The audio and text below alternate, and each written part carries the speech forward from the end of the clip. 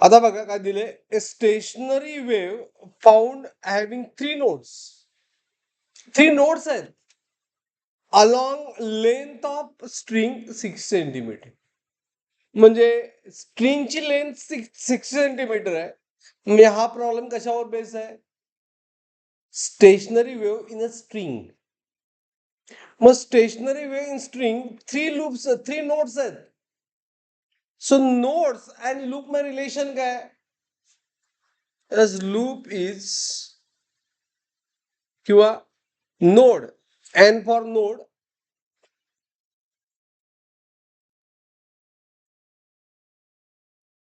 is a loop plus 1 असते.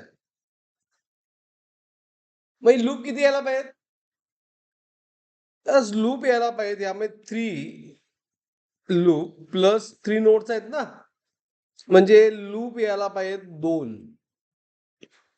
बरोबर. मी असं असा एक लूप आणि असा एक लूप. मी नोड किती झाले बघा, इथं एंड झाली बिकॉज स्ट्रिंग, इथं एंड झाली स्ट्रिंग. बरोबर. आता आपल्याला हे डिस्टन्स माहित आहे. लेंथ ऑफ स्ट्रिंग किती आहे टोटल? 90 सेंटीमीटर आहे ना. 90 दिलं ना. आणि आपल्याला फाइंड काय करायचं आहे? Wavelength lambda. आपल्याला माहित आहे डिस्टन्स बिटवीन 2 नोड्स किती असते? डिस्टन्स बिटवीन 2 नोड्स किती असते? Lambda by 2 is lambda by 2. Distance between 2 nodes. Understood. म्हणजे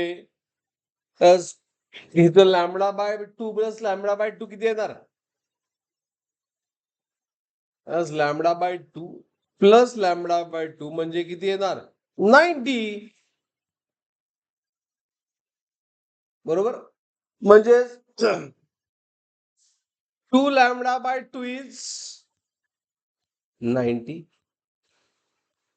त्यामुळं लॅम्डा किती आलं? 2.